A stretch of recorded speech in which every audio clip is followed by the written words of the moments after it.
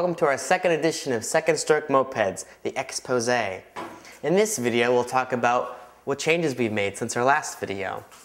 Remodeling of the shop, new tools we've acquired, and new ideas that we have for refurbishing vintage mopeds like this 1977 Motorbicane. So here's the space. We've changed it a bunch since with our last video. We have a freshly coated paint, a buckwheat natural yellow. This will be behind the counter. The counter will be right here. And we have this wood look with our pine shelves that we put together ourselves. Wood paneling, this chalkboard which will display some of our specials, prices, quote of the day, things like that. So follow me down this corridor, which we've done some more trim work and framing. We've installed this loft for storage, which will have a curtain to hide the contents upstairs. This door still leads down to the basement, which will take you down there later. Our door is finally finished with some more trim, and this leads us to the back room. So over here, one of our first finishes of the space is our community center, which has been painted, and we have meetings for Mission 23 to gather and talk about things, and just for overall morale of the space. We have this coffee table. It's very, very nice. It's very, very light. So we'll move on to our office supplies in our register, where we have a computer-based POS system. We have a cash drawer, which beeps and stuff. It's really cool, and put money in there. There's no money in there yet. So again, it's a Mac-based register, cash drawer hooked up. It's very, very cool. I have very little to do with this. It's mostly Ari's business, but I think it's great.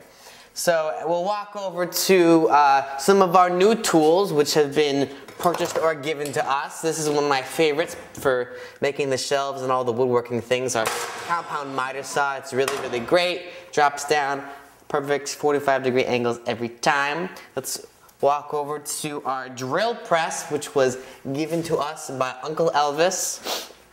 A very old vintage machine that still does its job, making perfect holes in perfect pieces of wood cut by the miter saw. It's wonderful.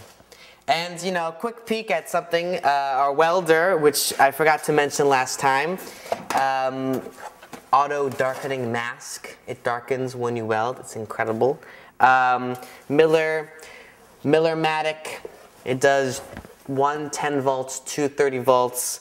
You can weld up to 1/2-inch steel. We'll never have to do that, but it's nice that we have the option too. So we walk over to our sandblaster, which has a brand new dust collection system made by Delta, and it's plugged in. Basically, sucks all the dust particles out of here. Easy. Industrial grade. Our next visit is someplace where you know, Mission 23 takes very seriously. There's a calming sense when you're working, and you need a sanctuary. And I'll have to show it to you. It's the restroom over here.